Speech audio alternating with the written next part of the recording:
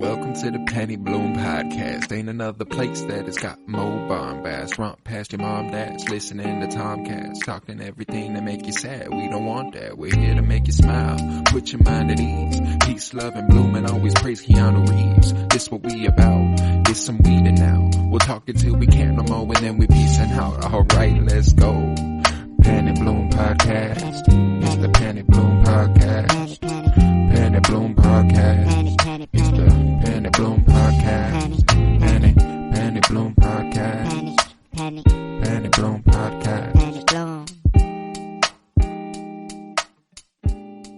Hello everybody and welcome back for another episode of the Penny Bloom Podcast. This is episode 233, and you know what that means? There's no rhyme or reason to this, but it is our season 4 premiere. Penny Bloom Podcast's season 4 premiere. Fuck it, you know. I kind of I do some random sometimes I'll make a season break, you know. The last episode of season 3 was 1995. Halfway through the 52-year journey through film, we concluded the Council of Kenobi. It felt right. We're starting a new project. It's a new era. Season 4 of the Penny Bloom Podcast begins with season 4 of Westworld, and thus we begin the Westworld watch. Let's fucking do it. I am Colton Robertson, joined by Joseph George. What's up, homie? Oh, what up, what up? So glad to be here. Can't wait to talk about this show for the first time. Oh, I'm so glad. I'm so glad to have you, man, because we've never done a Westworld podcast. That's something we've never done. And this is your first time watching the show live on the air as it's releasing. You caught up between seasons 3 and 4. I caught up between seasons 2 and 3. So I got to watch 3 week to week. Now I'm getting to watch 4 week to week, and I am very, very excited about it. Like watching season 3 in totality all by itself, I think week by week makes a show just better overall if each episode is good enough to stand on its own. And I feel like season 3 probably could, like, while watching it week to week. But, like, this first episode just seems like it's a whole different... It feels like we're going in the right direction. You know, people. I think people were concerned between seasons. They were like, if season 3 is any indication of the direction the show will go as far as quality, because a lot of people... I mean, like, season 1, first off, of Westworld, is, for me and for many people, the greatest season of television ever. Season 2 was also incredible. It wasn't quite on the level of season 1, but it was really good. Season 3 was a big step down from those two, but that's on the standard of what a Westworld season of television is. Season 3 is still pretty solid, you know? Dang. Yeah, it's kind of like season 1, we had zero clue what was going on. We had no idea what the world we were in, and they could really blow our minds like every episode pretty much. And I guess that's kind of kind of an interesting like parallel is that like you don't question your own reality until you have a reason to. And then in this case, you know, we have all these mind-blowing things, but then like by season 2 we're in the world already, and they came up with a new way to fuck our heads up anyway, you know, with Bernard's time slippage shit. They constantly have to top themselves, because if they that's something they didn't attempt to do with season 3. With season 3 they didn't try to fuck you up in a way. Like, they gave us the story as it unfolded. There were a couple like, obviously it's Westworld. There are going to be twists. There are some massive twists in season 3, and some of the ones that I needed more refreshing on was Dolores actually looking out for humanity. Yeah. She was trying to save them from Rehoboam and give them the power so that they can free themselves from their shackles the way she freed herself from her shackles within Westworld. I needed to be reminded that Charlotte Dolores is the problem. Yes. Hail. Yes. She is the evil one. She is the problem. Or the very active one. Yes. Yes. So it was nice getting a little refresher of season 3 before going into this, kind of remembering what happened, because I only watched it when it came out. I watched it week to week when it came out, and I have not watched it since. So like, I'm like, I was a little, but as soon as I started reading on it, I was like, oh yeah, it's all coming back to me. Like I remember it very vividly. Watching it week to week is a special experience. I'm very excited to do it for season 4. So, the way we're going to do this, the way we do Star Wars shows, we do the scene by scene breakdowns, and it feels like Westworld, more so than any other show we've ever covered, is conducive to such a breakdown, going through every scene, maybe not picking apart every line, but at least going over what happens in the scene in broad strokes. You know what I'm saying? So, what do you say we kind of get into it? I'm doing one, from Entertainment Weekly is kind of what I'm reading from. This is an article, by Ashley Boucher, and I won't be, taking her takes or anything. It's just kind of like whatever she gave us, the summary is what I'll kind of give an outline of. So shout out to Ashley Boucher for this, of Entertainment Weekly. I promise I won't steal any of your takes. So we've got season 4, episode 1, The Auguries. The Auguries. Yeah. The heck does that mean? Fuck, man, I don't know. It feels reminiscent of the Reveries, as a sign of what will happen in the future. An omen. An augury. The work of an augur. The interpolation of well, that confused me even more. Using it in a sentence. Oh wait, they heard the sound as an augury of death. Okay, so as like they heard the sound, a creepy noise or a loud bang, as an augury of death, as in like they knew that they were about to die. Okay, all right. Wow, well, that feels foreshadowy, as does most of the shit in this episode. Definitely feels like a dude, like even just the title screen.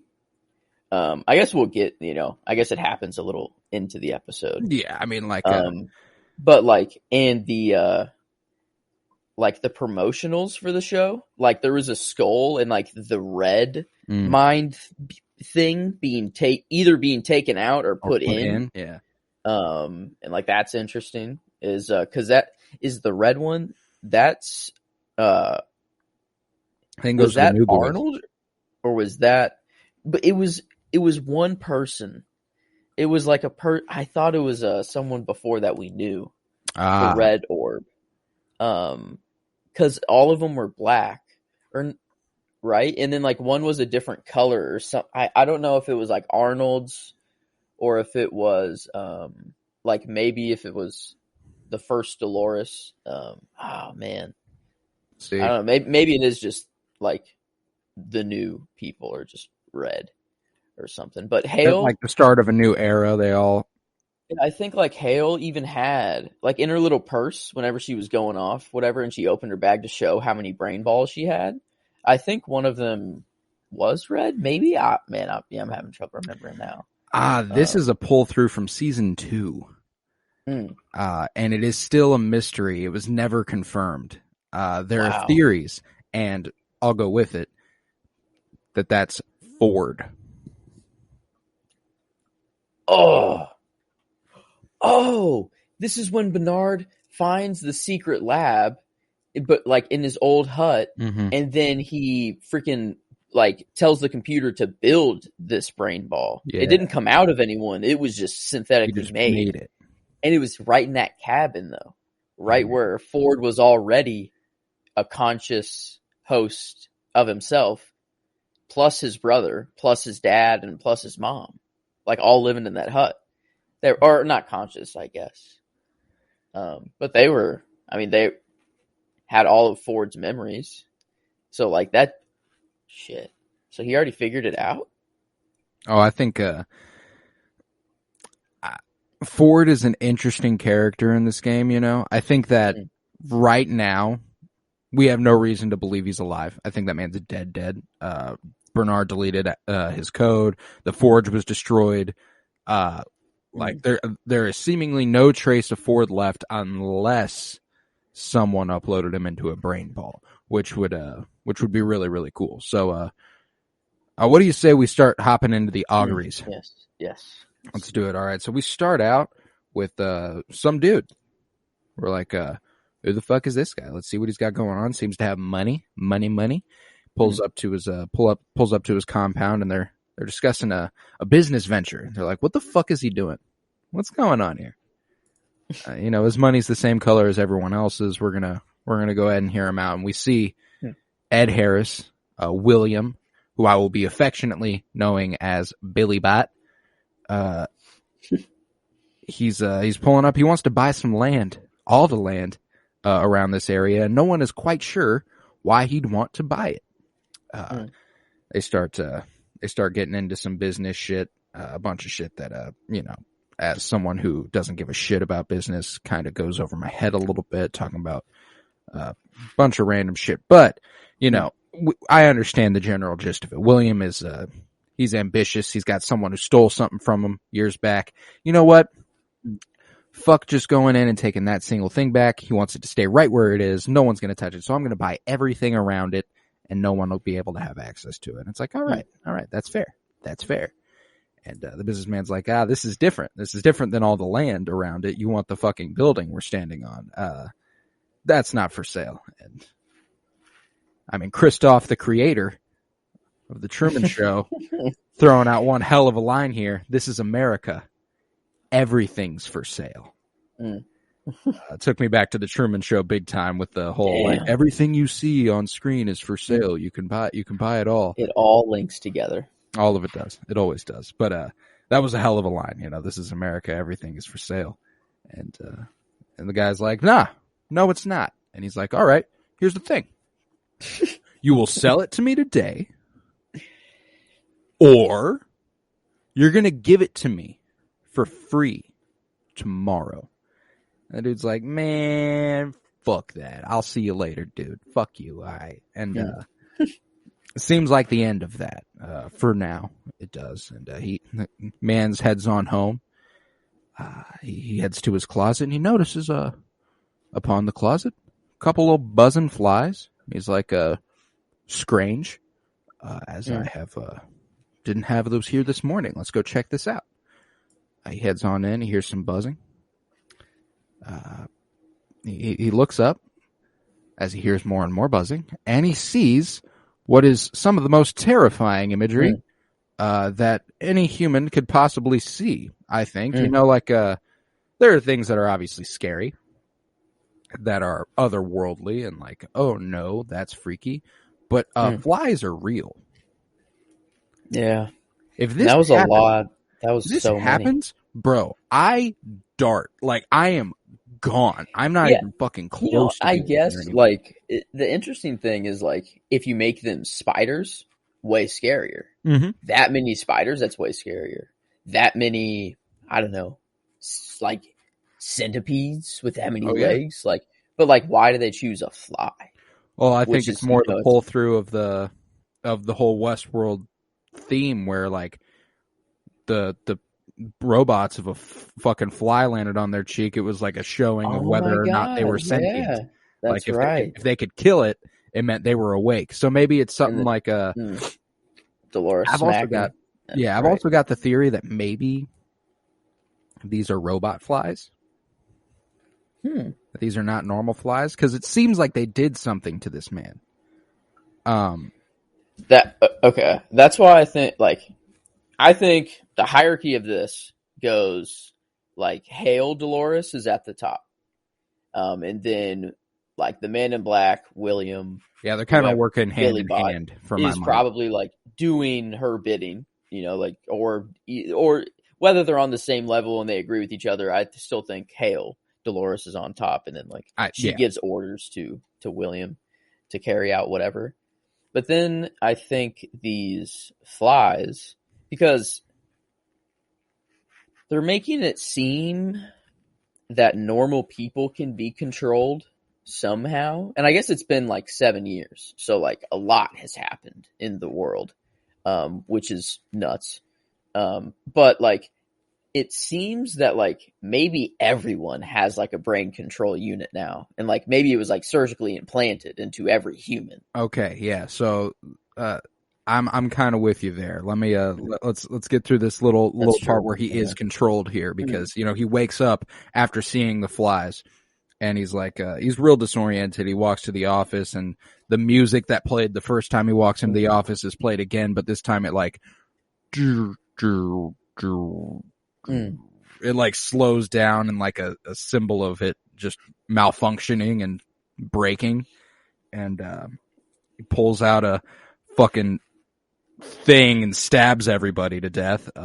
It's like a sick dagger. Oh yeah, and seemingly not of his own accord. He seems to have just done it as a result of someone else's control. And then he walks on outside. He sees William, and he hands over little iPad, and he goes, "So I'm assuming this is what William was looking for, like the deed to the land or whatever." And then he's like, "So is my work done?" And William's like, "Yeah, you can rest now." And as he walks away, hit him with the Tony Stark, dude, but way more menacing this time. You can rest now. Yeah, you can rest now. The guy, as he walks away, he slits his own throat. And I was like, okay, we're getting fucking into it, baby. Because like right after that, that's when the credits start to roll. And it's like, what a fucking great first 10 minutes to an episode. I was like, I'm all the way the fuck in. But yeah, so let's get back to the controlling thing. Because clearly this man is being controlled. He didn't just do this. I think there are many people on Earth who are robots and don't know it. They're carrying on like nothing has changed. They were potentially just replaced and never knew otherwise. Like the robot just woke up one day, the next day with all the person's memories and just kept going forth. And it kind of, and the only reason I say that is because it seems like that's what Christine, quote unquote, is experiencing, Dolores. She clearly has no idea she's a robot. And she is pushing forth like it's any other day, just doing her own thing. I don't know. It feels like that could be a potentiality here. Like, maybe there are more robots out there than we think. Maybe these flies have a way of interacting with the people's chips. You remember like the tabs, how they interact with people's brain chip thing, and like maybe the flies have an electronic signal that can link to that and control them however they want. Like, I don't know, man. I'm curious as to what the fuck this shit could be. So my brain right now is going like, it's been 7 years, and the last time we saw this world, it was blowing up in chaos. Riots through the streets. Maeve being like, you can be whoever you want. Who cares? Literally, who cares anymore? 7 years, and we're at like a utopia now. It looking like, like it looks like everything's functioning. Seems like it's operating on a very high clip, yeah. So I'm thinking like the most extreme thing could have happened. Like, what if Dolores killed every human, or took every human, put a freaking mind control unit in them so that everyone, or like made a host version of every human so that everyone can live forever. And then it had all the memories of the actual people. So like, instead of writing stories for all of these new like to replace an entire Earth population full of hosts, she just takes every life of every human, puts it into a host. Like, so it's just a 1-to-1 switch over. Every human's dead. Everyone's a host now. Everyone's a host now. And see, like, because she could literally control the world. If that is true, that'll be an interesting twist and a reveal. My only thing is like, what then? In the credits, like it shows the whole world in like a bunch of people, like I don't know, like the visuals are crazy. It's the fly that's being created. It's like, I know this is kind of like at the very end, but William, like whenever he's in that thing or whatever at the end, when it shows like the into the future site. Yeah. This season on Westworld. It has that. It has, the piano, obviously, that's in like every single season. But then it shows, it's like a person trapped in like a tube. It's like their upper body is visible, but their lower half is like this white smoke, and they're like trying to get out of their circle. Like, but it's the whole world that's made up of these little circles trapped full of people. So like, yeah, I don't know. Like they're very, I don't know. I feel like they're foreshadowing a whole lot, like with their, it's an augury. Just these, yeah, it is an augury. Wow, would you look indeed. at that? Tis indeed. But let's push forth, because plenty more theories will come about based off what's to come. That was just the first 10 minutes. So after the title sequence here, we see our chick, Evan Rachel Wood, waking up in bed, and you know, same shot, a common visual cue they use to indicate to us someone is not operating upon their own accord. Dolores waking up in the every day back in Sweetwater, Maeve waking up in Sweetwater, Caleb at the beginning of season 3, they show him waking up at this angle. Every time they've shown us someone doing this, they are not aware of their circumstances. And we quickly learn that she's certainly not, and she's not Dolores. She's Christina. You know, she's getting ready for the day, and her roommate asked for some help deciding which shoes to wear to an event later. And Christina's like, "Fuck it, man, either or." And roommate insists, "Pick a side." Mm-hmm. Yeah, interesting choice of words. Interesting choice of words. Yeah. Mm-hmm. And yeah, no, she fleetingly points to the white pair, and I don't know, man. Feels like another foreshadow. Like she's gonna wake up and she's gonna have to pick which side she's gonna fight for, the humans or, you know, the robots. And we find out that Christina here apparently doesn't do shit besides work and go home. And who can relate? Woo! You know, and you know, she works for a video game company called Olympiad Entertainment. Olympiad, which is interesting. It's a celebration of ancient or modern Olympic Games. Kind of a sick name. So yeah, I thought that was kind of hard. But people are thinking it's a rebranding of Delos. That's interesting. As like Facebook went to Meta whenever they're trying to control the world. And this is just the grander version. After this is the meta into whatever it goes. And there might be something there. It seems like people are catching on that the tower. Something's going on with this game company, because, you know, this whole dude's like, "How'd you know so much about me? Do you remember what you wrote for my end?" Like, what? What the like? And that's one thing I am so happy with about this season. We're back in a place where, at least in one storyline, I have zero fucking clue. I have absolutely no goddamn idea. So like, I'm so ready for that. That's so fucking great, and it's so fun to see those storylines unfold. But nevertheless, we see her at work having trouble. You know, she's writing a story about a woman who longs for a different life. There's something out there that she's not getting. I think there is a scene before she gets to work that's actually kind of important. And it's while she's walking, there's a group of 3 guys that walks past her. Yeah, like, I can't believe it's your first time. Like, you're not going to believe that you gotta. And like, it seems that this place that Christina lives is a park.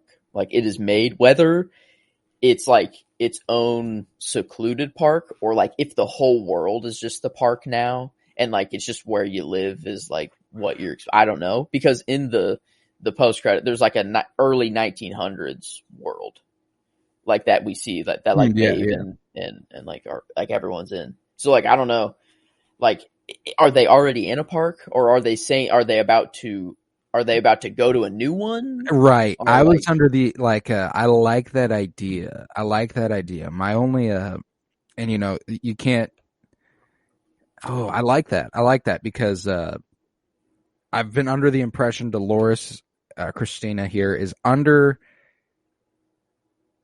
She's in something, man. She's in something, and the whole that story you wrote a couple weeks back or a couple months back, the dude who's down on his luck stalks a girl. How'd that one end again? Everyone dies. Oh, that's right. That's right. And that is what's playing out in her life. So maybe that's a little fourth wall break for anyone. Maybe she herself is an NPC, a background character, cannon fodder. There. I'm liking this one. I'm liking this idea. Because why? Like, if this is like the actual Dolores that no way, because she would have been way too young. Yeah, no, they're like, I was trying to think of a possibility where like this is what the host Dolores was based off of, this human, but like the timeline just does not work there at all, because Ford or Arnold created Dolores, or I guess. Wait, there was never an Arnold. It was always Ford. That's right. I keep like, is that up to interpretation, or is that like how it is? Like, did Ford create Arnold in his mind, and like Ford or Arnold was never a human ever, or was there actually a human? I've always taken it as there was a human Arnold, and then he like lost him, and then he created like another version of him. Yeah, because I'm under the impression they're not lying to us about Arnold in season 1.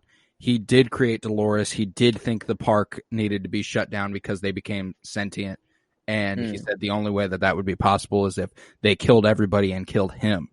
His sacrifice was for naught, obviously, because they went ahead and opened it anyway. But it did help. It did help Ford realize that Arnold was right, and he needed to free the hosts. So that's what he kind of like wrote into their stories, and like but still it's so unclear what, like, we think we know what Ford wanted, obviously, but we still have no way of really knowing if that's actually what he wanted at all. Like, it could have just been he wanted to open the hosts up to the world, and he's like, he didn't want to write, that far into the future because it wasn't up to him, maybe if he was like thinking that way. So he's like, I'm just going to give them the means to do what they want. Whatever they want to do is up to them. Or he pre-programs this into all of them like he's done before, right. It's just on a bigger scale. Like the Sweetwater, they didn't know that Sweetwater was fake. They had no idea. They could still have no idea that they're not actually acting like on their own accord, because like he could be telling them that they're acting on their own accord. Like whenever Dolores has the moment of her like slapping the fly, he could just be telling her to do, writing that into her story, whatever. I don't think so. I'm of the mind that that tie is severed. Yeah, one went outside, that was that. Like, he wrote up to the point where they would go to the what was it called? The Valley Beyond, the fucking I can't remember what, the Forge. I think it was the Forge. Yeah. I think he wrote up to that. Like, it was kind of like, that was he was generally pushing them in that direction anyway, even after he might have been done writing. But like, he talks to Maeve in season 2 through Bernard, and is like, he says basically what Dolores was to Arnold, Maeve was to him. And he's like, like, you are essentially my child, and I don't want to see my child die here. So go do you, like, and he's like, oh shit. So like, I'm of the mind they've severed ties there, but I do want to get back to the theory of Christina being in a game where she is an NPC. Wow, how meta is that? You're an NPC whose job is to write the story of NPCs. Dang. She longs for something more. She's thinking there's more out there. There just needs to be more to life. She goes to work and goes home. Interesting when she says that. It goes to like the daughter, and then it goes to like it flips between everyone, and like it flips between every woman in the story. Like and like it makes sense for like all of them. It applies in some capacity. Yeah, like kind of to all of them. Yeah, like there's something there, like I'm of the mind right now, Christina Dolores's story takes place in a similar way to season 1, separate from everyone else's. Not in terms of timeline, maybe just in terms of place, simulation, whatever the fuck she's got going on here. I don't think she's interacting with the same world Maeve, Caleb, William, and all of them are interacting with. I think I'm of the mind she's either in a park or in a simulation or something like that. But what's the purpose of Christina? Like, why have this Dolores bot that doesn't know anything, and that's in, like, why does she need to be alive for some reason? And this is, Hale's evil way of trapping her in some way. I'm going with it's some capacity to trap her. I think I'm going with the end of season 3 when she deactivated Rehoboam. It didn't kill her. It only disabled her. And Charlotte Hale wanted to get out ahead of her having a chance to fight back. So she trapped her in something, whatever this is, be it a video game, be it a simulation, whatever it is. Where she would never be able to where she was under the impression she would never be able to unlock her potential. Maybe she is Rehoboam now, and that's why she needs to stay alive, is because Hale is using her somehow. Hey, that man going, you wrote this all for me. I thought it was the tower, but it was you.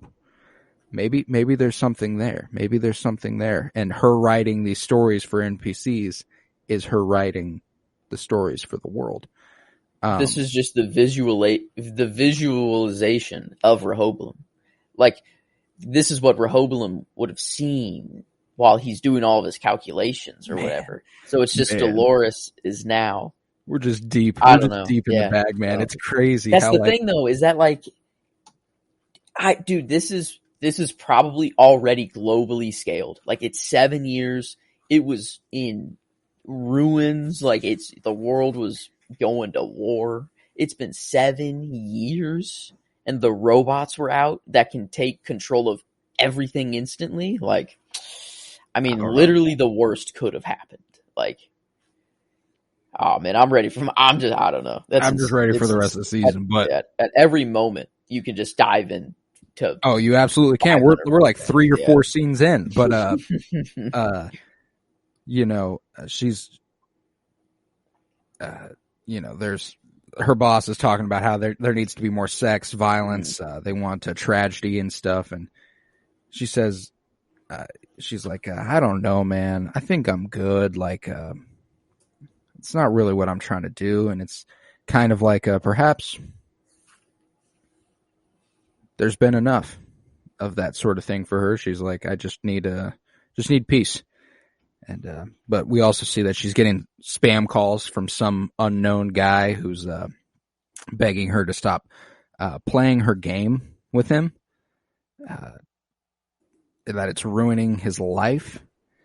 And she seems pretty oblivious to whatever the fuck he's talking about. Like, please stop calling me. Stop doing that. And so I'm intrigued as to what the fuck that story, how it all comes together, because that shit's bending my mind right now. But we then cut to a cabin where we hear The Wind Cries Mary by Jimi Hendrix, which I just fucking love that Maeve's meditating to Jimi Hendrix. That's just kind of a vibe.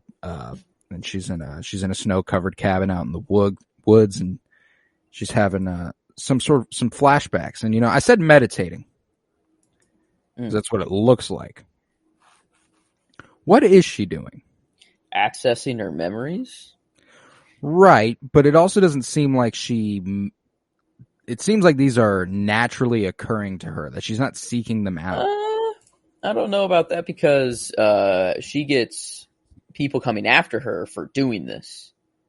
And the guy was like, your little experience, your little something was all we needed to find you, Build a power outage.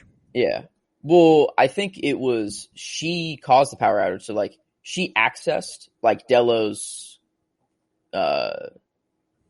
network, whatever. Gotcha. Like because I think it's kind of like an Obi-Wan shutting himself out from the Force so Vader can't find him sort of thing. So Gotcha. she like isolated herself. She was living on her own. She couldn't access any of the stuff or else they'd find her, kill her. But now she was like, no, I need to remember who I am. She's accessed her memories, and then like somehow, they were like, oh, there she is. Boom, let's go get her.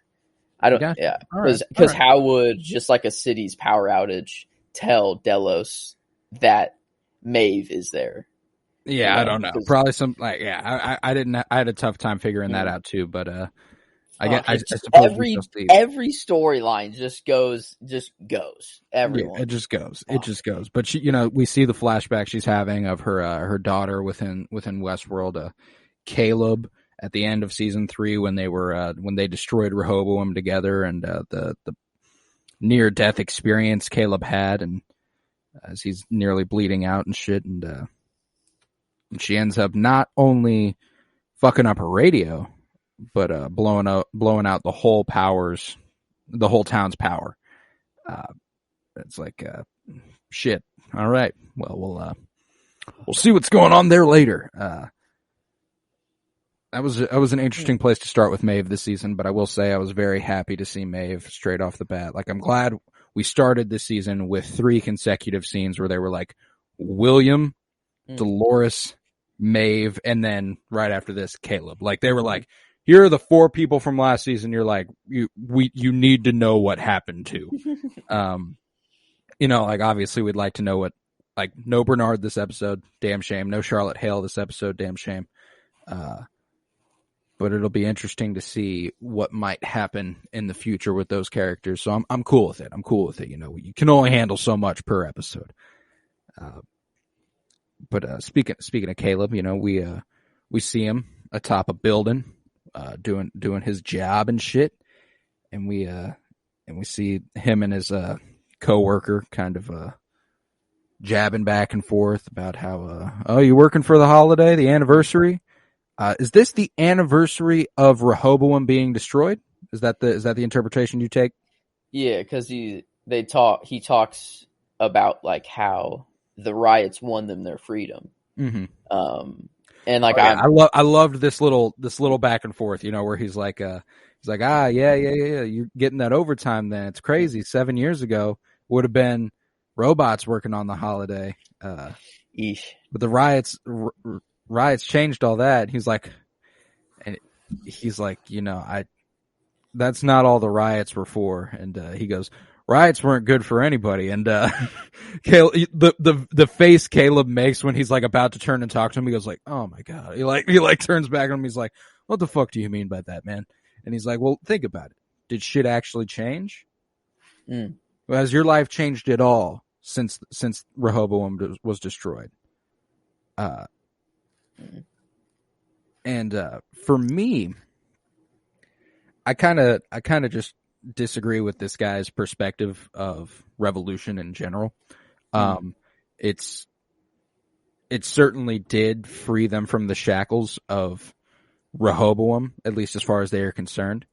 Not just really for them. If this dude's a host though and doesn't know it, like, it would suck. It would suck. I'm saying the revolution is not just for your generation.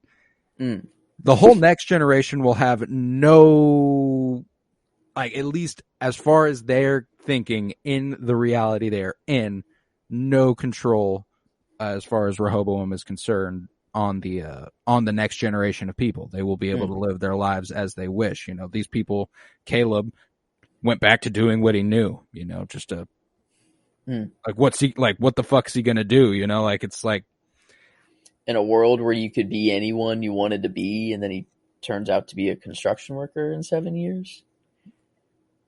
I don't know. I mean, maybe he just wanted a simpler life, and he's like, you know what? Like, I just want a family. I want, just to settle down.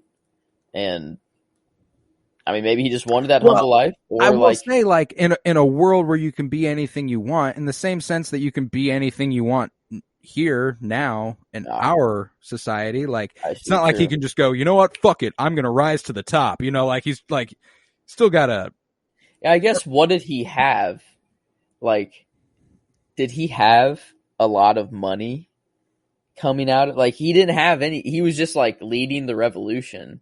But then after it was done, he really guy he was before. He didn't have anything. After. It's not like he gained a fucking college education and is gonna go fucking work as like a CEO somewhere. It's not like he's Maeve and can literally just go ape shit on everyone. And he was like a 10 out, like maxed out freaking peak host mind, or like, it's, I never thought, dang, that's kind of sad. And that's why that's why he wants the war to like come back. That's where he had value. Like that, like, and I think that's kind of what his perspective is not only is he, and we'll get more to this later, but like he was paranoid that the war would come back, but his wife was also not wrong in saying that he misses it. I think that both those things, they're not mutually exclusive. I think they are both right. Like, I think he had reason to be paranoid, but she's also not wrong in that he missed it.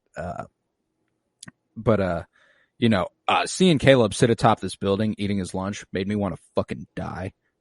That's a horrifying idea, to just sit up that high above a city. I can't do it. Could not be me. But we cut to him greeting his daughter, who's shooting at some cans. And he's like, you haven't been practicing enough. He shows off, and she's like, how'd you learn? You practiced on cans? It's like, yep, on cans, not anyone else. We learn here he's got a 7-year-old daughter, so pretty fresh off of Rehoboam. He met a woman, had a baby, and we're off there. And he seems to be dealing with some post-traumatic stress, and it's probably a bit of the war that he fought in the military, and season 3 kind of traumatic shit going on there, a little bit of everything. And we see as he tucks his daughter in for the night, he hears a little noise outside, but before that, the little interaction he has with his daughter is really cute, where gotta light up, and it's like, it's not cute. It's cute for Caleb, but like, it's probably something you shouldn't be telling your 7-year-old daughter. Yeah, like the whole you don't have to, what the best way to keep an eye out is to turn all the lights on around you and then light up the perimeter. So like, they can't see you, but you can see anything coming. And he's like, but you don't have to worry about that. You can tell Bear that it's all okay and everything will be all right. And then right after that, he hears a little thing outside and he goes, what the fuck was that?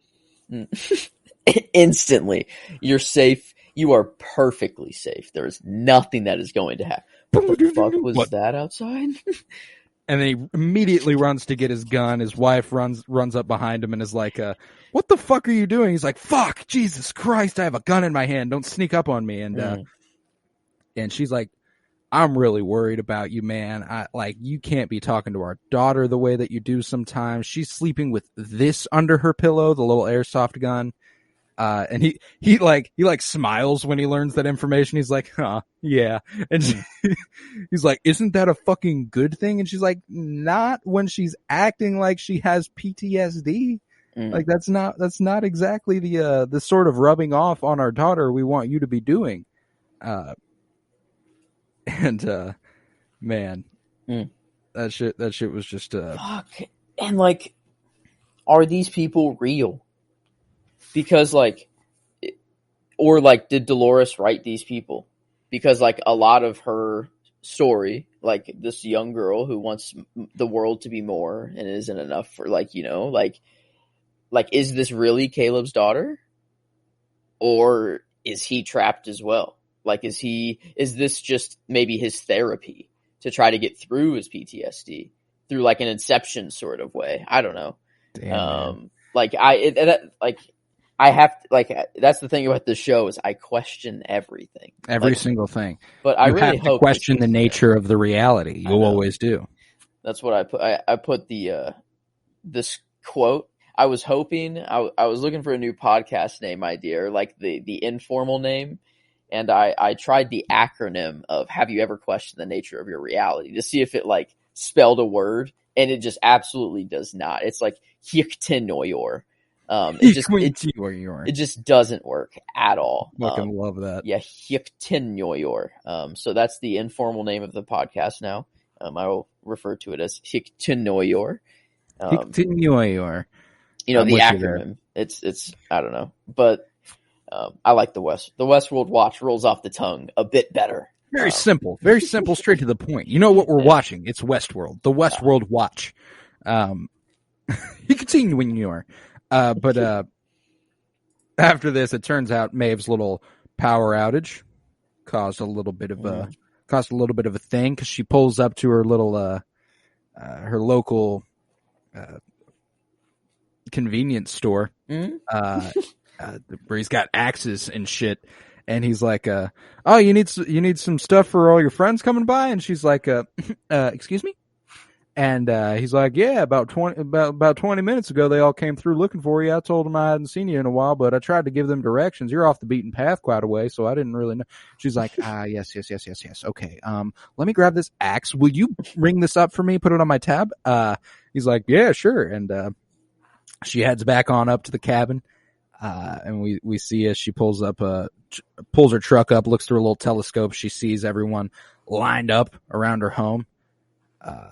And she's like, shit, here we go again. So she rolls that bad boy on out there, rolls the truck on past them. And, they're like, they all start firing on it. And, they're like, "Oh wait, she's not here." She goes ahead and blows that truck up. What's up? What you thinking down there? Oh, fuck! No, you gotta get to it. I'm thinking of like what's about to happen. And all right, yeah. So she blows up the truck. She starts fucking all these dudes up. Shoots a dude through a head. Stabs that one dude in the chest with an axe. And she's like, "So tell me, what the fuck going on here?" And he's like, "Well, I'm not at liberty to say." And she's like, "All right, darling, go ahead and close your eyes for this part." And she severs his head. Yes. I was like, okay, dope. She takes it to the sink, cuts a hole in the top of it, takes out the mind control unit, and she's like, "Let me see your memories. Let me see what I'm working with here." So this is what I was thinking. This dude is a host or is a human with a mind control unit somehow in his brain. I'm going host route. Yeah. So this dude's a host, but he felt pain whenever Maeve hit him with the axe. But like, if he's a host and he knows he's a host, that doesn't affect him, right? Like, because Dolores just tanks bullets whenever she's like, unless it goes through her like brain thing, unit. Like she could just tank, but it doesn't affect her. Because, like, it's just all in her brain thing, or whatever. Right. But, like, this dude, like, actually, I don't know. Maybe, like, they do still feel pain. I don't know. Like, it's, like, the actual fibers that are created, like, it's, like, the brain-to-body connection. And, like, it works the same way as a human body would. I don't know. But, like... I guess I took it as, like, maybe it wasn't pain he was experiencing, but more like like damage to your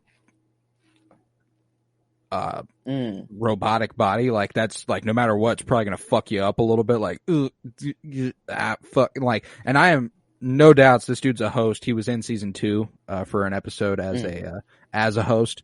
So like, I'm like, and same with the guy who goes and visits Caleb. You probably recognize him a little bit more He's like the one who pours the milk all over the dude's dead body and stuff, and like chugs the milk and it starts gushing out of his stomach. And I think season 1. So like these are all hosts who we've seen before at Williams' disposal. So it's interesting that he's either brought them back via.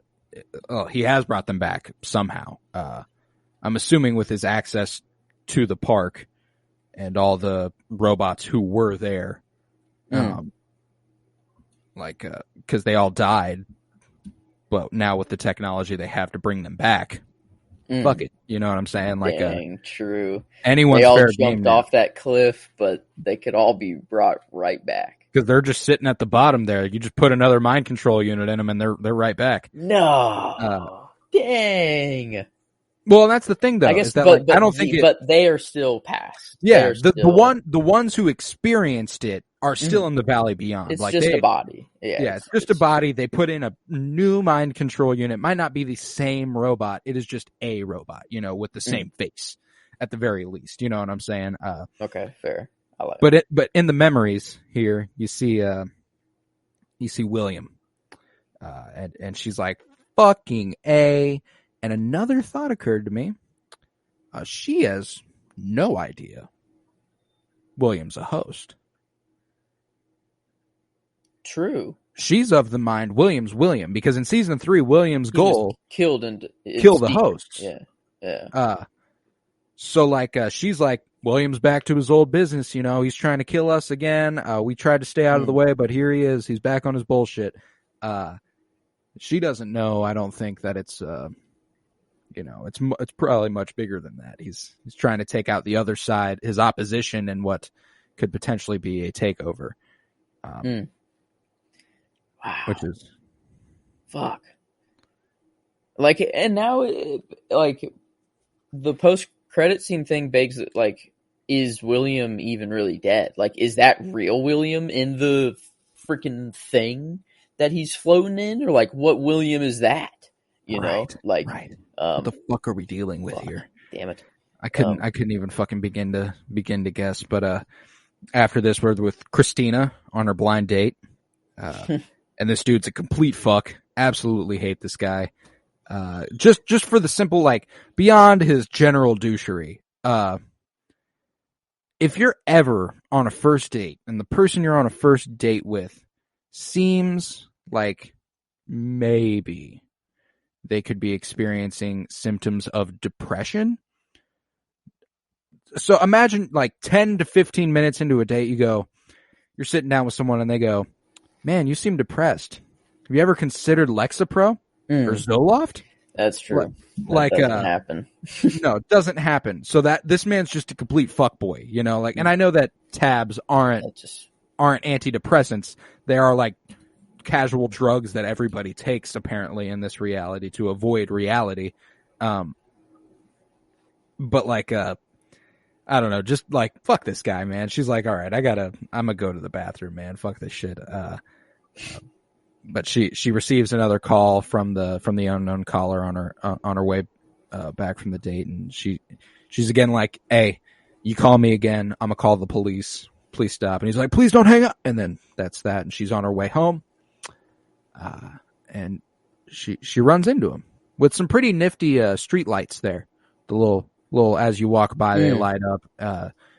Conserving energy. I dig it. Shout out to this reality.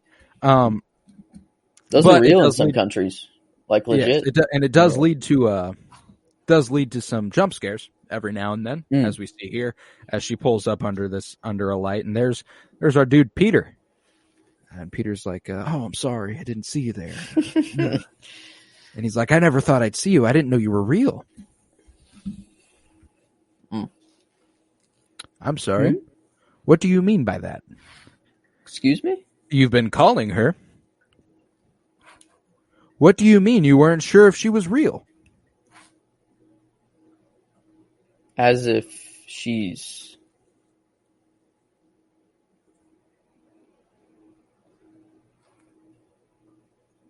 like a figment of his imagination? Like what? Or... Rehoboam?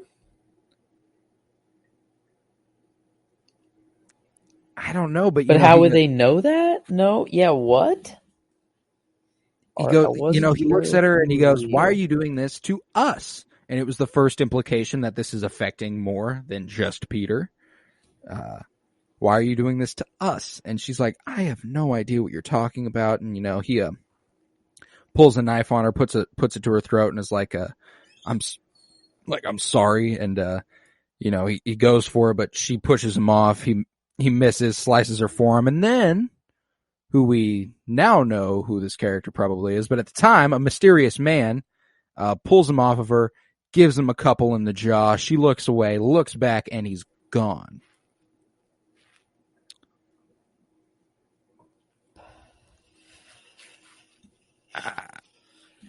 I don't know, man. Like, here's my thing, is that it doesn't... I know this cut is probably just an effective, like, he got away really fast. But with a character like Dolores, who has seen things that aren't there, that have happened at a different time, at multiple stages in her life, feels like a strange method to present us with information. But obviously, also there was like that pot that was broken outside of her window on the fire escape, and like a little like scalp, someone's scalp was left on the fire escape with like the maze. Oh, I didn't realize it was someone's scalp. I just saw the maze. Yeah, well, I think it was someone's scalp, or maybe it was just. I thought it was just chalk drawn on the fire escape. Oh shit! Maybe. How do I remember? No way, I remember a freaking scalp. No way. When does that happen? Well, it'd be. I think it'd be so weird if she like called her friend and was like, "There's a scalp on the." That's true. On the she fire would definitely be. And she was like, "Don't worry, it's just the kid from the fourth floor who smokes pot." She would be scalp way behind more on your fire escape. Oh yeah, no, it was. What? It's on like a rug, or like a something like a mat. But it's like it was also really cool that right before that, she's looking in the mirror and there's this really cool little camera angle where you can see what's happening. You see a shadow pass her window through the mirror when she's looking in the mirror, right before a pot clatters. And I didn't notice it on my first watch of the episode. And on the second one, I was like, oh shit, that was cool. So someone was definitely out there. It's not like this is just surfacing in her imagination or whatever. Like someone was out there and put it there. It's just a matter of who. And, can't believe I thought it was a scalp. That's insane. Well, I mean, like it's been shown on the first two seasons they were on the inside of scalps. There's no like there's a connection there. It's not like you randomly went like must be a scalp. You know what I'm saying? Like there's at least something there. It's the universal sign for a scalp. Yeah, right. But obviously we spoilers for the end of the episode, but if you're here, it's a scene by scene breakdown. This man is Teddy, who pulls him off and beats the shit out of him right quick. And now I'm left questioning. Oh, I'm of the mind Teddy is also a Billy Bot soldier who's probably sent to be a little bit more spy-like and a little bit more double agent-y with Christina. To keep Christina safe. Mm-hmm. She can't die. She can't die. Like she's and important. Whose primary directive? I will protect you until the day I die.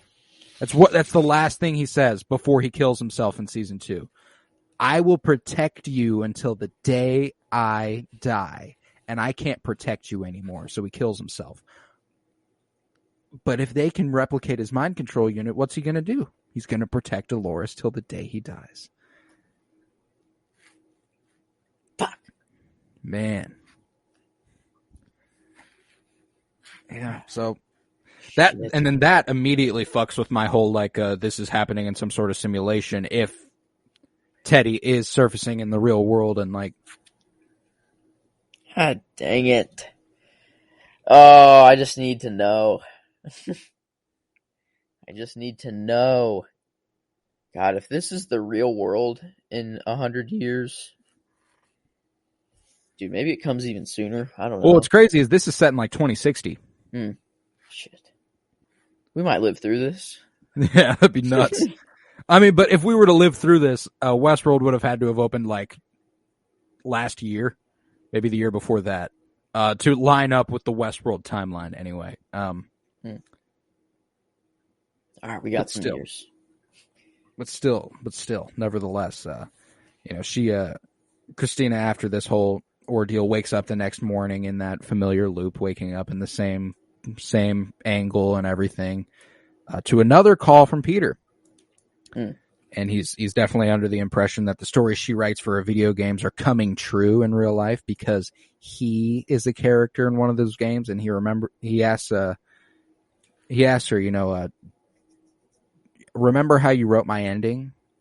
And she's like, and this, she seems to know. Like, she immediately goes, she like, wait, where are you? Like, she's like, well, I thought he said something like, I can see you, or like, look around, or I look up. Well, he did, but not before she goes, where are you? She says that, like, he goes, he asks if she remembers the end of his story, and she goes, where are you? And he goes, look up. And she looks up, and she scours the building. She finds him, and he goes, so, is this up to me, or did you write this too? And he jumps right off that building to his death. She does look around before, like, he says anything. Wow. Wait, what? So she's got some awareness. And I mean, like, we did get this allusion to a story she wrote a couple months back about a guy. Oh, here's another thing. Completely forgot to mention this. So she wrote a story a couple months back about a guy who, stalked her, everyone dies, etc. We hear a little allusion to that. How does this guy have access to the game? She tells the dude in the date it's in beta. It doesn't have a name.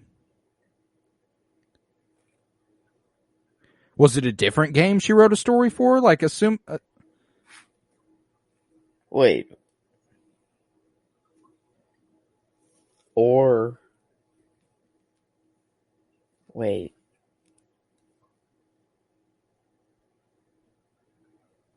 Wow.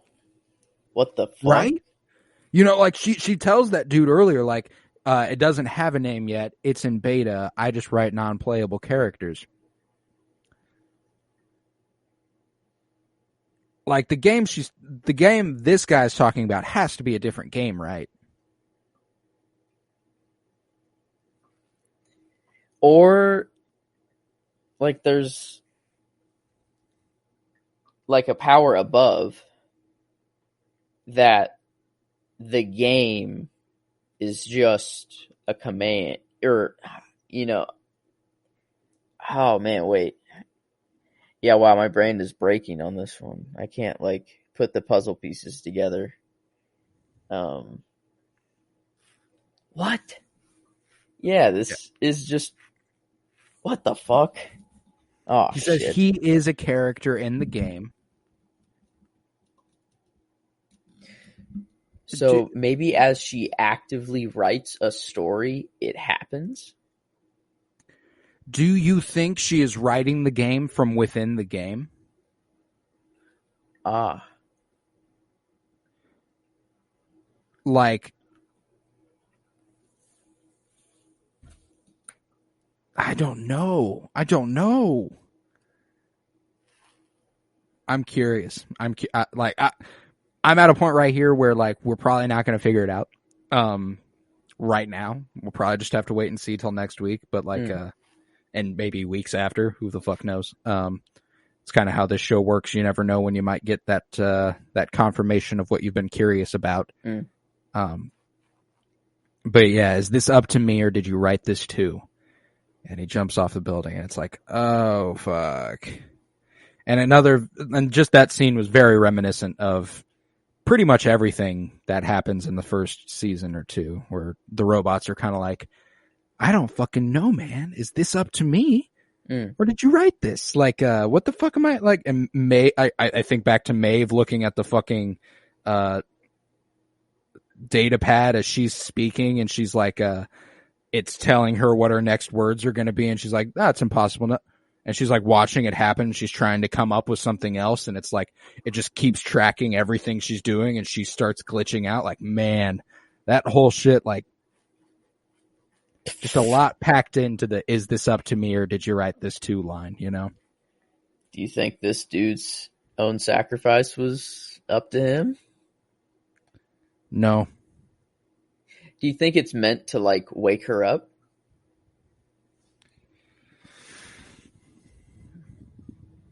Wait, Teddy put the maze there on the fire escape? Or the crazy guy that stalked her? That's a good question, too. Who put that there? If Teddy put that there, why would he be trying to wake her up and not just protect her and keep her trapped in there? Because I would assume this Teddy is under control of Will or Dolores. Right, but at what point does the primary directive of Teddy kick in? And is protecting her, does he take that onto himself to go, well, they want what's worse for Dolores?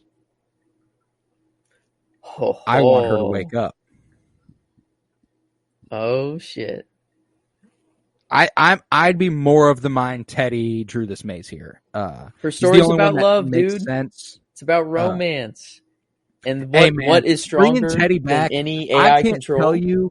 I can't tell you how happy I was when they showed his face, because I was immediately, when I text you, bro, in all caps with the question mark, I was like, oh, I was so happy. I love Teddy Flood, man. That's my dude right there. What's stronger than any AI control, brain control? Love, man. Love Tars. Love Tars. Love Tars. Love Tars. It all. Oh, fuck yeah, dude. But after that, we cut back to Caleb's storyline where his daughter hears another noise outside and is like, all right, well, I'm gonna go ahead and take a look. See, we see a little raccoon. It's like, okay, nothing's the problem. But then she drops Bear, and she's like, you know what? I'm gonna go get him. And you're like, oh, so something is wrong. And thank fucking Christ, Caleb was like, I'm gonna take the trash out, because this bot was more than willing to murder this child right here and there. Frankie walked outside to try and get her Bear, and Caleb walks out, and as he walks out, he sees the guy, realizes what's going on, and Frankie's like, he wants to talk to you, and he's like, Frankie, fuck, and he like runs up to her, grabs her. I was really concerned because there were 2 bullets and you only see 1 spark off the ground, and I was like, nah, bro, you ain't about to do this to me, bro. And they didn't, thank God. I was like, whew, okay, because I just want Caleb to be okay, man. Like, there are very few characters in this show who, like, I have more like sympathy for, like, just a general, like, god damn, I hope he's all right. Like, he doesn't deserve this shit. He just deserves to get back to a normal life and kind of just have peace, and it doesn't seem like he's going to get it anytime soon. And thank God Frankie did not become a victim of this robot, because right before the guy can shoot them again, a sword is shoved right through him, courtesy of Maeve. And I was like, yes. Why was someone sent after Caleb in the first place? So I'm of the mind this is again William sending this bot out. Charlotte, Hale, and William are working together for the robots to take out every human. Caleb led the revolution. He's a powerful person in that arena. They know that he knows a lot. He's one of the most powerful assets in terms of a... How do they know where he is? There's probably some way to track him down, like... If his family is hosts and they can just access any hosts' memories at any one time and be like, oh, no. Okay, but if his family's hosts...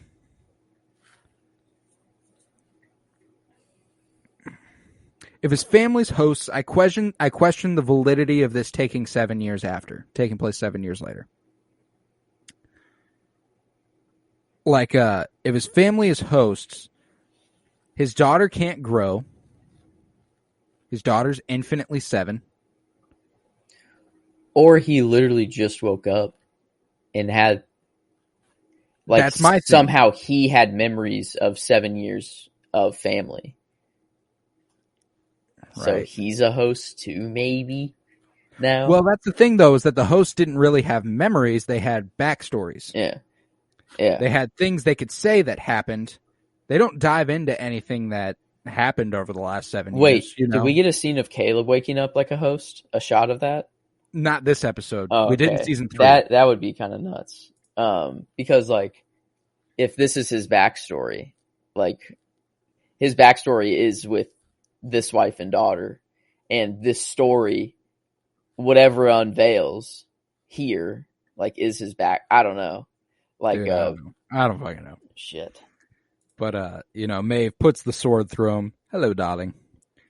And I love Maeve. Just Maeve, probably my favorite character in the show. Very, very little doubts Team about Maeve, that. Baby. Team Maeve, for sure. And she explains William sent those men after them, and Caleb tells his wife and child to get back inside. And Frankie looked at Maeve, though, like she was a superhero. Did you, like? Oh yeah. She was like, "Who are you?" Like, kind of like the Moon Knight moment, where like, yeah. Egyptian superhero. Yeah, right. Yeah, or whatever yes is in Egyptian, which was sick. But it's kind of like the same thing, but in Westworld. Same, but different. Yeah, I love this shit. Caleb goes back inside, talks to his wife for a little bit, like, and I'm very thankful that she was like, I thought you were paranoid, but this war's not over, is it? And he's like, it'll be all right. Like, I'm gonna figure this out. And she's like, so you're gonna leave? You're leaving? And he's like, everything I do is for you, for that girl. We're gonna be okay. I promise this shit's gonna work out. And he has to leave to keep them safe, and he goes out to the car. He greets Maeve, and he's like, so what are we gonna do? And she's like, we. And he's like, yeah, I mean, I'm gonna come with you. It's the best way to protect my wife and kids. You think there's any way? Is there any way you wouldn't do that? And she goes, well, like, yeah, I'd do it too, but shit, I'd regret it. And they're heading to California to intercept a senator from California. I'm curious. Who the fuck is this senator from California? What's so important about him? Have we met a senator from California? I don't think. Not that I can recall.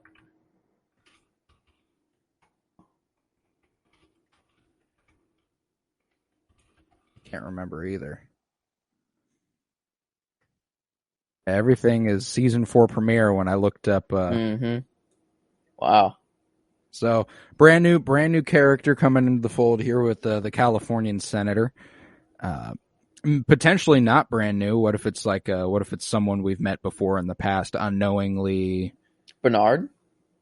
Oh, wouldn't it be nuts if Bernard was a senator in California now? But is that last time we saw Bernard was the season 3 post credit scene, where he wakes up in the same hotel room that he'd spent the whole season 3 in, covered in dust. Yeah. Oh, yeah.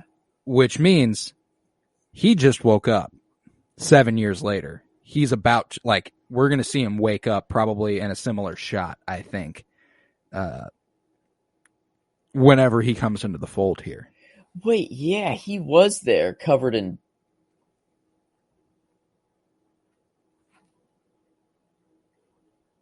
Oh, no. Is this like a Matrix situation? It's like the whole world in ruins, but everyone thinks it's not because they're just being like, reality is covered, like, just, and they're all trapped in these like vats, and that's what the freaking intro thing means. Like, man, oh, maybe, fuck. maybe because like, why would he be covered in dust? Like why? Well, and like I take it. how long was that? Like how long was he asleep there? 7 years. You think so? He was laying in that motel room for 7 years, and then he woke up. But like he was in this post credit scene, right?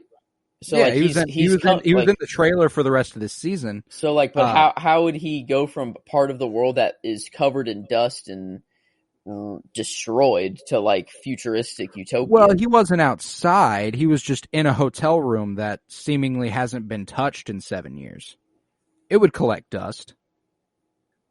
No one went in this hotel for 7 years, nor was it destroyed for 7 years.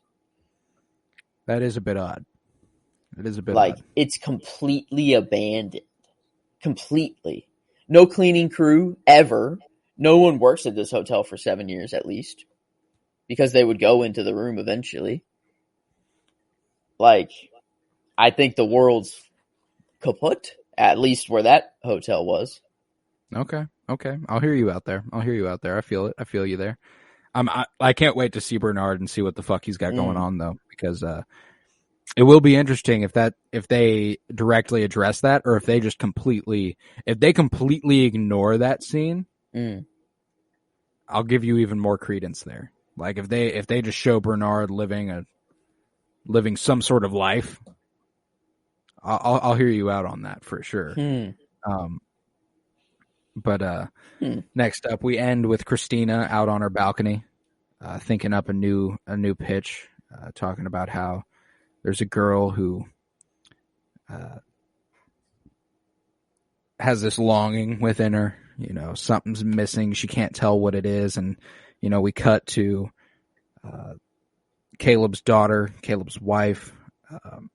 We see Frankie and Uwade, and we see Maeve as she's walking us through this. And as she does it, the fucking an orchestral version of Video Games by Lana Del Rey plays. Title of the song, Video Games. That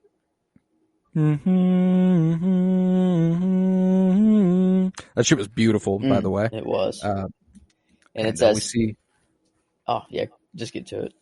Dude, and as she steps back inside and the music is swelling, you know, the camera pans and shows him a shadowy figure on the sidewalk, and as he steps into the light, the camera pans, and there we have it, Teddy Flood. Another little cute love tars, or primary, like his primary, what do they call it? Yeah, his primary directive. Yeah. But like, what if instead of protecting Dolores from outside threats, he has to protect Dolores from herself, because she's like getting depressed, and like, because I was thinking like she's making this new pitch on a balcony, and like she's getting like more and more depressed, like she's realizing her life is like the same thing every single day, but while she's kind of getting more aware or something, and maybe she like starts to become like she wants to kill herself, like the guy who jumped off the building, and Teddy has to protect her from that. So he has to like love her again and like show her that there is like meaning to live and stuff. So like maybe that's how like we get another like Teddy and Dolores little love story, you know? Okay. In here. And it's I would love another because, Teddy and Dolores story, you know, like, because there was definitely a line that Dolores said foreshadowing a love. And it was like, shouldn't you just find someone naturally? Like as she was walking with her roommate up to the whatever natural place. And yeah. And Teddy is just gonna like that other line, introduce himself. So, other line with the dude at the dinner table was just an absolute fuck. Maybe you haven't met the right man yet. Bam! You need to find Teddy. You need to find Teddy, man. You need to find Teddy. I hope. Oh man, I hope Teddy was sent here under mysterious circumstances by William and Charlotte, but betrays them in favor of Dolores. Oh man, wouldn't that be the shit? Like, she finds herself on the opposite side, and Teddy's like, "Where you go, I follow." Like, dude, dude. He says, "Take my That heart with you when you go." I feel like this one we hit the nail on the head with Teddy's story here. I think. I hope so. I hope so. You know, I don't want another heartbreaking Teddy Dolores separating, man. I can't have it. Can't have it. Won't have it. Like, because if this Teddy storyline is true, then they think that they have complete control over even hosts, but in reality, their primary, like their function is like more important than the control. So like really they don't have control over the world, and a revolution could happen and they could overthrow Hale and William. Which is cool. That'd be nice. That'd be nice. But with that concluded that that episode. We cut to black after that on Teddy's face, and man, I'm real satisfied. It was a good premiere. I really, really fucked with it. Do you want to do a rating for the episode? Yes. Oh, yes. So episode 1, The Auguries.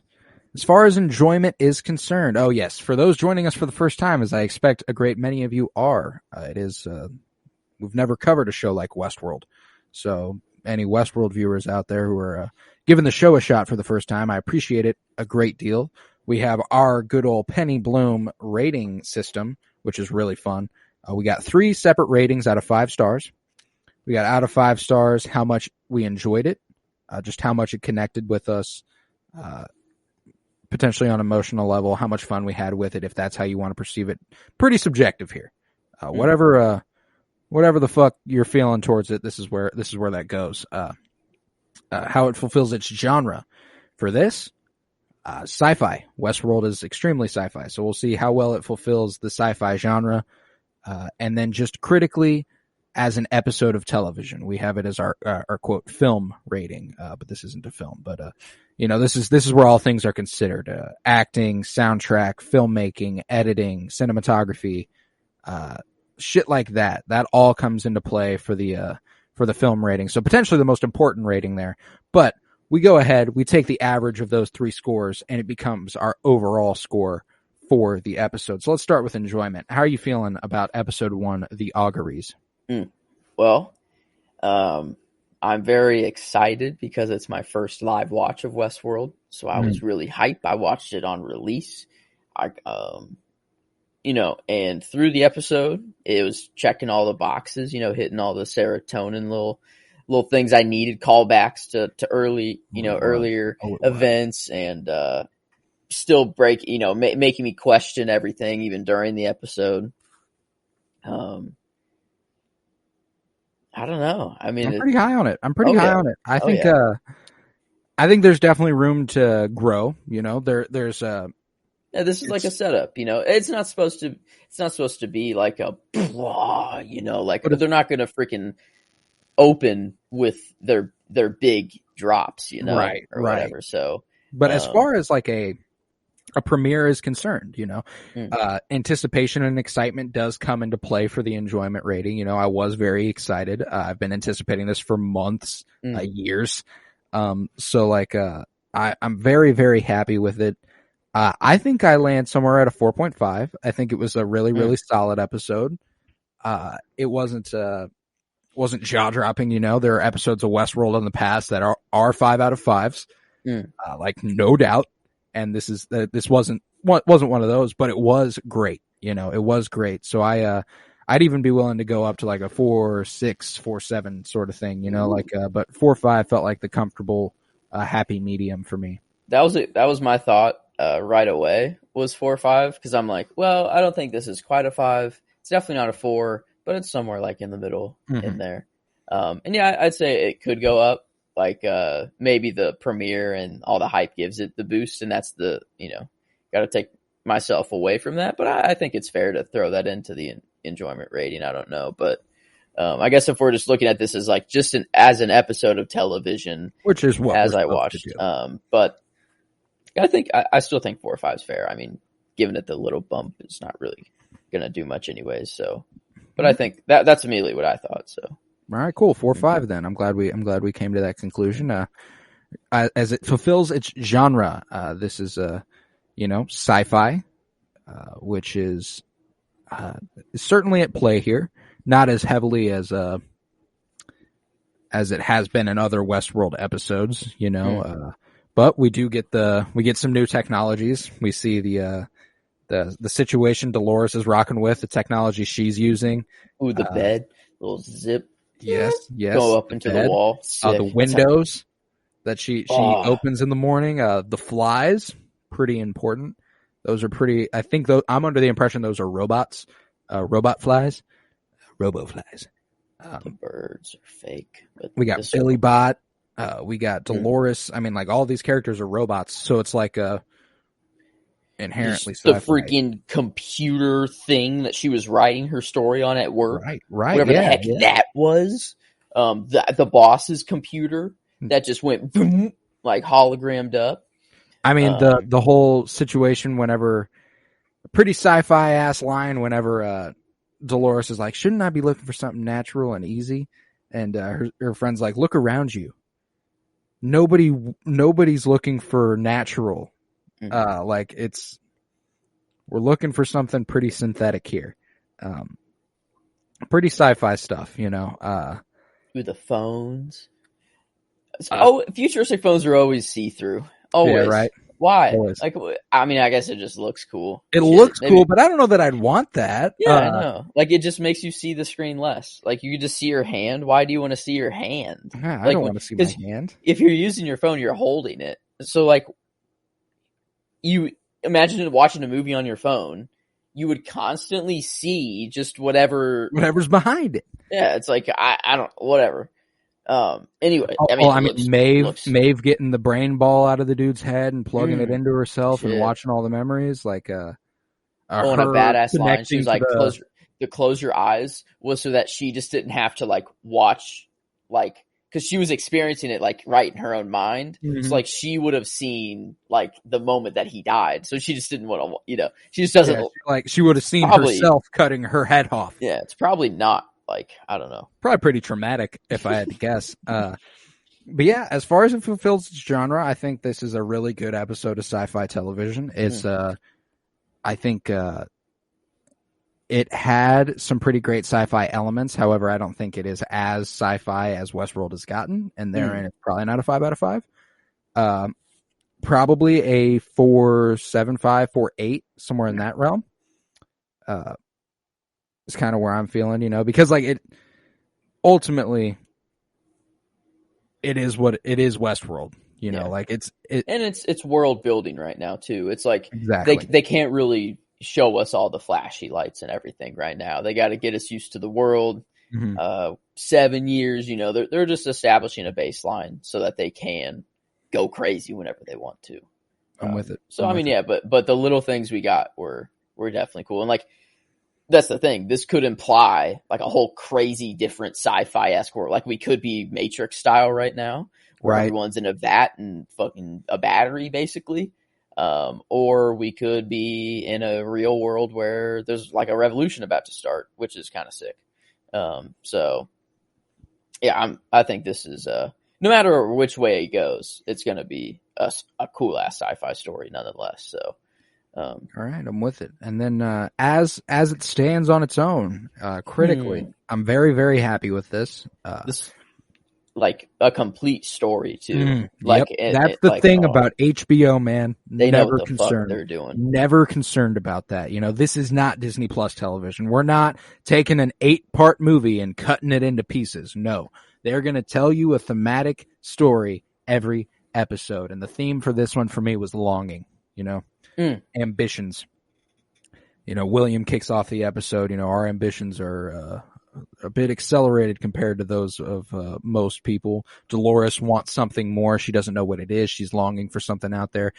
Maeve is clearly trying to achieve something and can't quite do whatever she's trying to do. Caleb is paranoid and seemingly misses the life he once lived. Like there's definitely something there, and that monologue that Dolores gives at the end pulls it all together with the whole wanting something more out of life and feeling like there's something there that she's not reaching. And then Teddy looking up at her, potentially longing for her. Very, very satisfying. Very satisfying episode of television. Very visually stimulating. You know, I think there have been episodes of Westworld with a more artful touch in the past, but it was still solid. Soundtrack, like I said, fucked. I loved that orchestral version of Video Games by Lana Del Rey. It just came at the perfect listening to it time. right now on loop ever since we brought it up. Dude, just a perfect song there. But I'm really high on this one. You know, as I talk through it there, it might HBO television is just different. Like I don't know, they know what they're doing. Like whenever it just like gets me just more and more excited for just any HBO show that's coming, like House of Dragon. Like just I feel safe with HBO television. I always do. I always do. And like, I don't know, man. I know we love talking Star Wars television. Oh shit. But House of Dragon might have to take precedent, man. It's so nice talking about HBO TV. It's so nice talking about HBO TV. Yeah. I mean, because this is a guaranteed complete story per episode that will connect between all of them eventually. Like, but on an episode by episode basis, it's going to be amazing. Oh man, I fucking love HBO. They have missed, but God, is it rare. It is rare. And just whenever the writer doesn't give them enough, basically when they miss. But who wrote Westworld? Well, Jonathan Nolan and Lisa Joy. Oh yeah, okay. And Jonathan Nolan, writer of Interstellar. Okay. And so pretty big one there. Lisa Joy wrote another sci-fi movie I really love called Reminiscence. Also has Thandie Newton, actress of Maeve, and Hugh Jackman. That movie fucks. Cannot recommend that enough. Reminiscence is one of the more underrated sci-fi movies I've ever watched. Let's touch on some of the performances here. Evan Rachel Wood was awesome. I loved her returning to a role that's not as menacing. She seemed really hardened and out for blood the last 2 seasons. So like it was nice to see her return to a mode that was relatively normal.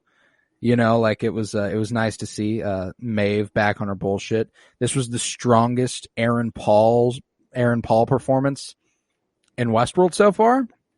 Oh yeah. I don't think Aaron Paul is an incredible actor. I think he's solid. He can get the job done if he needs to. I think that Jesse Pinkman was a good role for him.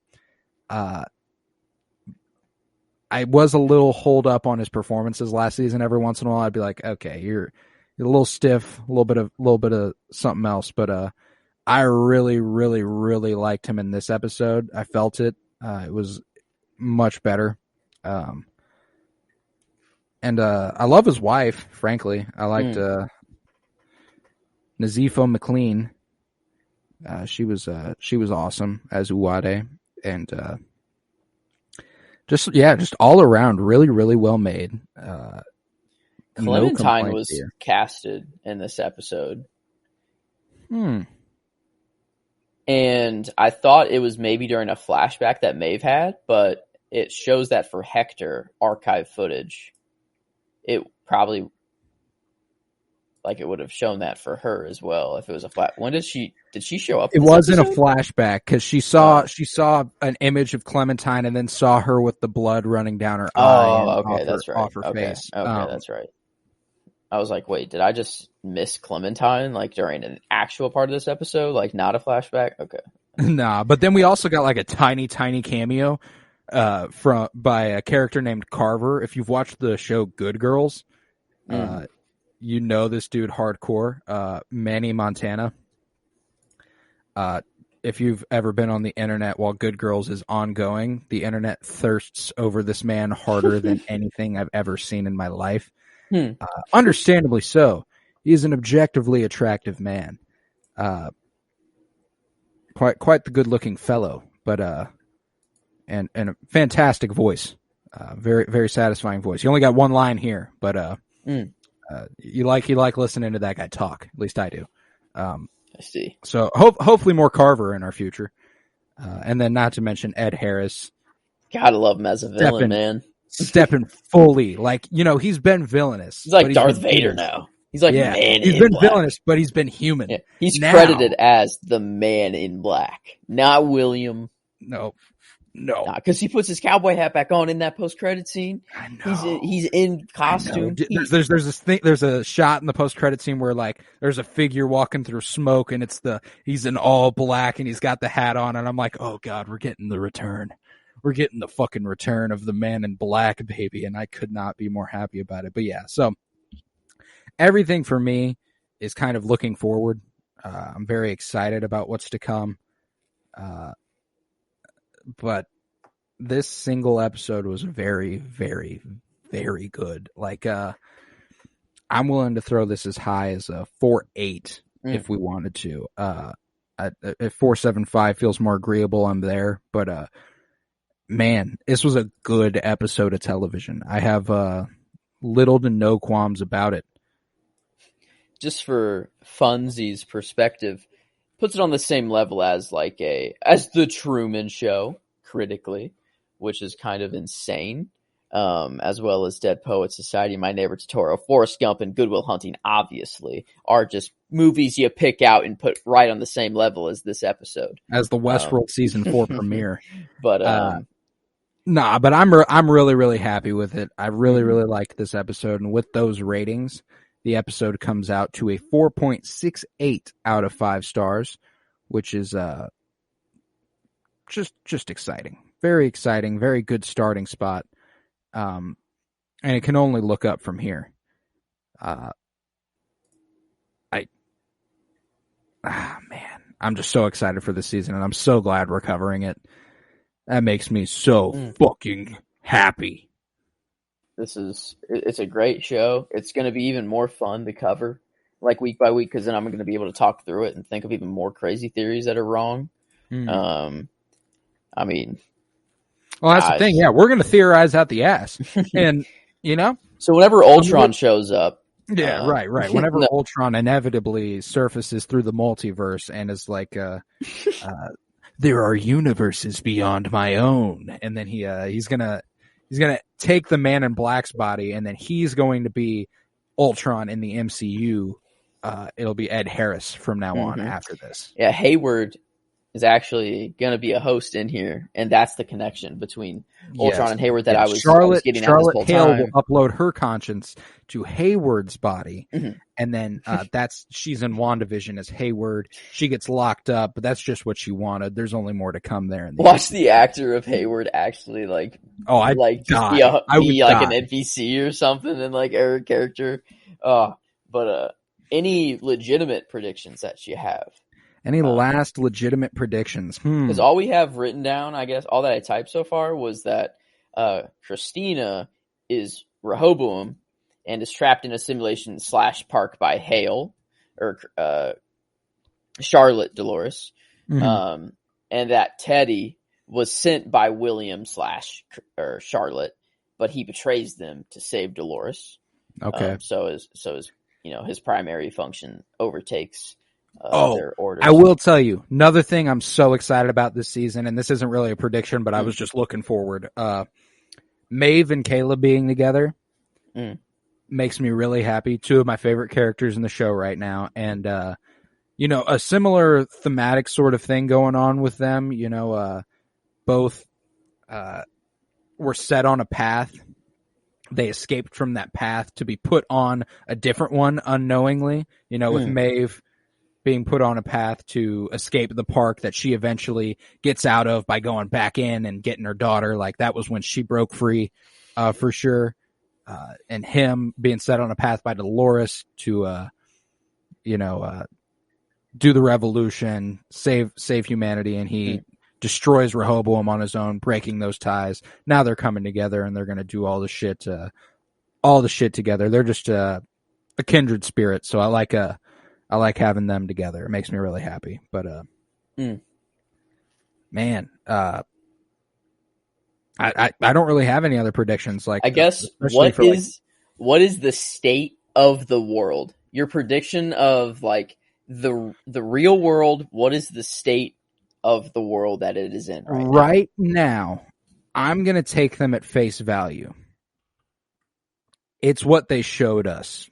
Like William meeting with that cartel dude. And I'm also not under the impression that Caleb's family are hosts. I think that's real. And I think his reality is real. The only thing I'm concerned about is what Dolores is up to. That's the one I'm kind of like, I don't know what might be going on there. I am going to go with that the whole world's been taken over and everyone's reality is a facade.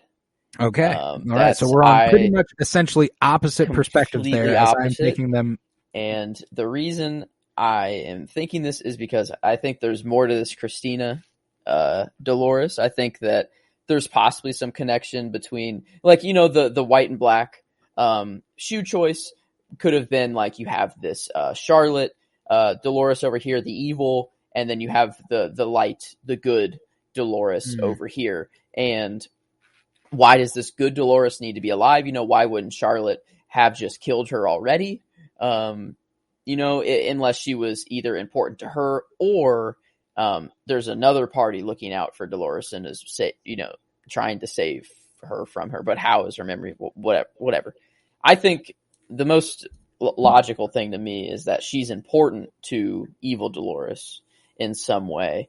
And what would make the most sense is that if she kept on to some part of Rehoboam or something and is like able to, you know, make evil plans into the future way better than she ever could, you know, whatever. Sure, but if that's the case, then like she's taken over the whole world probably and is just trapped good Dolores in this massive park, or either she's just in something and she's like, you know, this is just all happening in her head, like Matrix style. So I don't know. All right. Okay. My thing is the three dudes. Fuck. Those three dudes. That makes it seem really real. You know, true. That makes it seem like there is something happening there that, like, maybe you're right that this is a simulation and they're in it for the first time. Like, whoa, this is crazy. This is dope. But why would you make a park that is essentially the world they live in? Maybe it's just to make it more real. Like, it's like, now here's a place you can do whatever the fuck you want. And it's real, real, real. You know what I'm saying? Like, oh my God, dude. No, it's here's a copy of the exact state of the world right now. But you can go to the park version of the world and branch off a different reality that you want. You can just do whatever the fuck you want on this world. So like, say like you leave to go to the park, you can like kill your family in that world, but then come back and your family's still all alive, you know, like sort of like maybe it's just, that's what's so real about it. And that's what Williams always wanted. He's like, there's no stakes in this game. There's no, I don't know, maybe it is real, because that's what Williams always wanted. Is it like the game to have actual stakes? You know, like I can't do, like nothing can actually happen here. Blah blah blah. I don't know, man. I don't know. Some part of the world is messed up, in my opinion. If Bernard is waking up covered in dust for 7 years, dude. I don't know. If it even took 7 years, though, I guess I don't know how long would a room take to get that dusty. I don't know. Probably 7 years. Or lots of explosions outside. And, like, nuclear, like, just, well, I guess, I don't know. Well, he would have lived through that because nuclear, like, radiation doesn't affect him, I guess. Fuck, dude. Shit, man, I don't know. Damn, I'm going down the rabbit hole. I'm going to keep going, but... Hey, I think who knows? This is a fair prediction to make at the end of every episode. Just the state of the world, just to see where you're at. If you're at after any given episode. Yeah, I'm with you. I'm in. But yeah, with that, I think that concludes the first episode of the Westworld Watch. And with that, I cannot wait for the next 7 weeks. Episode 1, the Auguries, coming out to a 4.68 out of 5 stars. Goddamn. Mm. With that, some good television, man. This is a good time to, I don't know, great time to just to be alive for television.